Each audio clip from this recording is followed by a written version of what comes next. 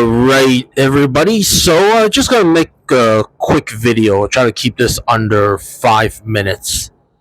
Yeah. So, a lot of the videos that you have recently seen are basically videos about my journey through, looking for a new teaching job, and so on and so on. Okay, and all that stuff is completely off the cuff. In that, I just put up a camera. I just record and I say a few things here and there.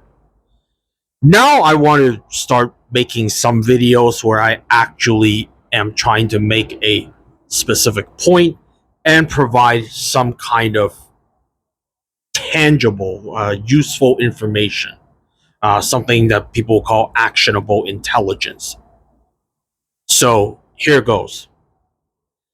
Yeah, when it comes to job fairs, well, with the job fairs I went to, what happened was that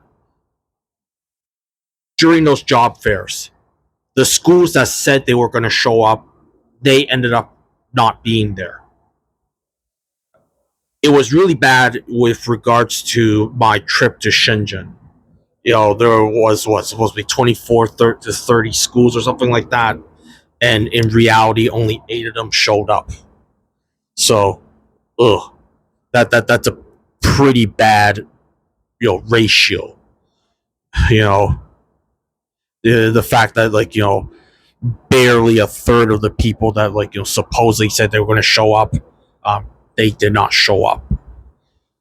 And well, this is just something that you'll have to expect when it comes to teacher job fairs, if not job fairs in general.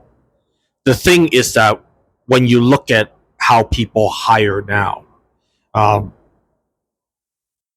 whether it's human resource departments being flaky, whether it's companies having unrealistic expectations. You know how it is. They want to hire somebody with 20 years of experience, but then they want to pay them as if they're an entry level worker or something like that. Plus, the constant use of applicant tracking systems, or AI to filter through applications, and people posting ghost jobs and all this other stuff. Okay, so at this point, when it comes to hiring and whatever, it's basically it's unpleasant. So yeah, and another bit of unpleasantness that you're just going to have to deal with when it comes to teacher job fairs is that, well, you know what? Sometimes those teacher job fairs,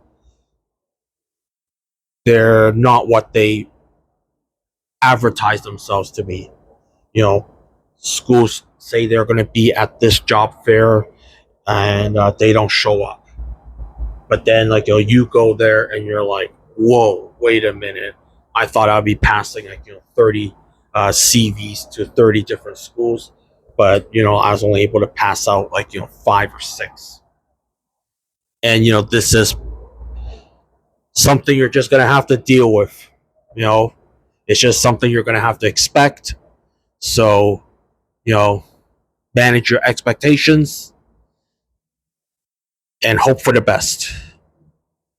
As long as you went to the job fair, you were dressed properly, you had all your CVs printed out, the printouts, they look nice and presentable, and you were able to talk to recruiters and so on and so on. And at least you got the CV into the hands of an actual person, then I suppose it's still a win.